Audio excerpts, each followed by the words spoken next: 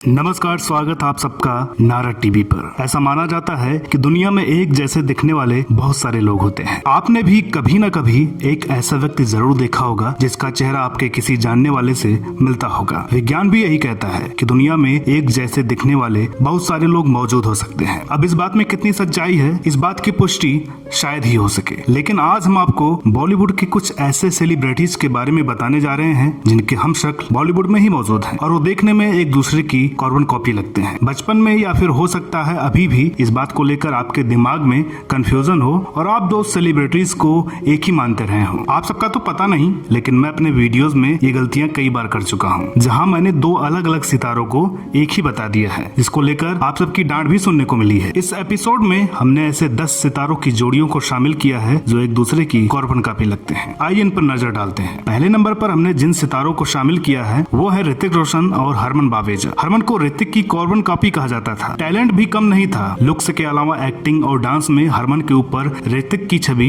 दिखाई देती थी, लेकिन इनका करियर कुछ कमाल नहीं दिखा पाया। बड़ी फिल्में भी की और बड़ी हीरोइनों के अफेयर की चर्चा भी हुई, लेकिन कोई भी घटना इनके काम नहीं आ पाई। दूसरे नंबर पर हैं अली और परेश गणात्रा। अली जो कि साउथ फिल्मों के एक मशहूर कॉमेडियन हैं, उनकी शक्ल हिंदी फिल्मों के एक कॉमेडी एक्टर परेश गणात्रा से इतनी मिलती है कि कई लोग इन्हें सगा भाई समझ बैठते हैं। एक फिल्म आई थी जिसमें परेश और अली ने साथ साथ काम किया है। वो कौन सी फिल्म है आप लोगों को कमेंट बॉक्स में बताना है। चलिए आगे बढ़ते हैं। तीसरे नंबर पर हैं माधुरी दीक्षित और फरहीन। 90 के दशक की जान तेरे नाम फिल्म तो आपको याद ही होगी। उस फिल्म की हीरोइन थी फरहीन, जिन्हें लोग माधुरी दीक्षित की हमशक्ल कहते थे। कुछ ही हिंदी फिल्मों में काम करने के बाद फरहीन बॉलीवुड से दूर हो गई थी। फरहीन ने साल 1997 में क्रिकेटर मनोज प्रभाकर से शादी कर ली और अब वो अपने पति के साथ दिल्ली में रहती हैं। फिल्म जान तेरे नाम से डेब्यू करने के बाद फरहीन साल 1993 में अक्षय कुमार की बहन बनकर फिल्म सैनिक में नजर आई थी। आखिरी बार फरहीन को साल 1996 में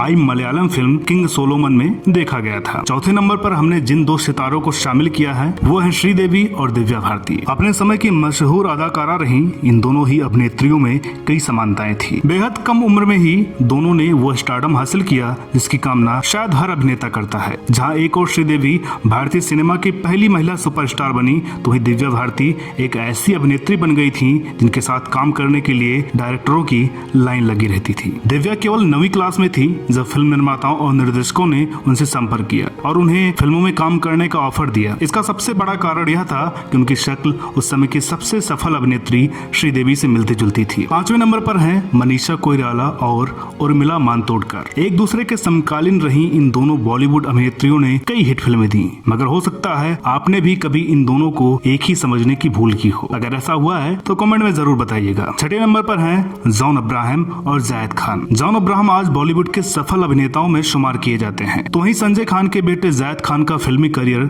ज्यादा कुछ खास नहीं है, लेकिन इन दोनों का बॉडी टेक्सचर एक दूसरे से काफी मिलता है। शुरुआत में जब इन दोनों की बॉलीवुड में एंट्री हुई थी तो बड़े बड़े बालों और कसी हुई बॉडी की वजह से इन दोनों को बहुत से लोग एक ही समझते थे। 7वें नंबर पर हैं लीला मिश्रा और दीना पाठक। इन दोनों अभिनेत्रियों ने फिल्मों में दादी, मौसी, बुआ आदि की भूमिकाएं इतने अच्छे तरीके से निभाई कि ऐसा लगता था कि मानो ये अपने पड़ोस की दादी, मौसी या बुआ हो। एक जैसी शारीरिक बनावट होने की वजह से अक्सर इन दोनों को लेकर अधिकतर दर्शकों के मन में इनके एक ही होने की कंफ्यूजन बनी रहती है। मैंने खुद अपने एक वीडियो में लीला मिश्रा को दीना पाठक बता दिया था, जिसको लेकर बहुत से दर्शकों की डांट पड़ी थी। चलिए आगे बढ़ते हैं। 8वें नंबर पर हैं परवीन बॉबी और दीपशिखा। बॉलीवुड की मशहूर अभिनेत्री परवीन बॉबी को तो आप सभी जानते ही होंगे। अगर आपने कभी गौर किया हो तो छोटे पर्दे पर दिखने वाली दीपशिखा नागपाल और परवीन बॉबी की शक्लों को देखा जाए तो दोनों अदाकाराएं हुबहू एक जैसी दिखती हैं। दीपशिखा ने बादशाह, पार्टनर, प्यार में ट्विस्ट और कॉर्पोरेट जैसी कुछ फिल्मों में काम किया। फिल्मों में कोई खास सफलता न मिलता देख वो छोटे पर्दे की ओर रुख कर गई। यही नहीं, वो बिग बॉस 8 में भी नजर आ चुकी हैं। 9वें नंबर पर हैं ऐश्वर्या राय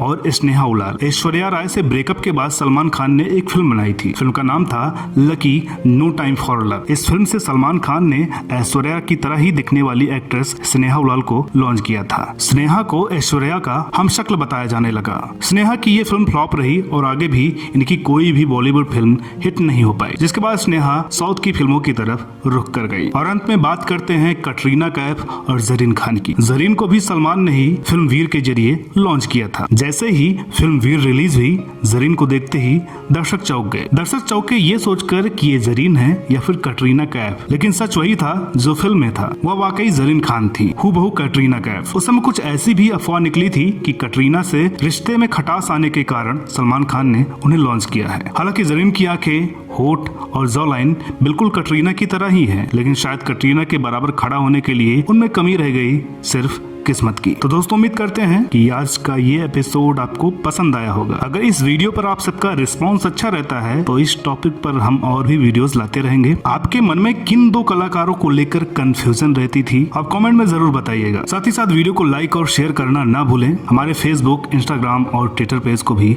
जरूर फॉलो करें। तो दोस्तों मिलते हैं अगले वीडियो में एक और नई कहानी के साथ। तब तक के लिए नमस्कार।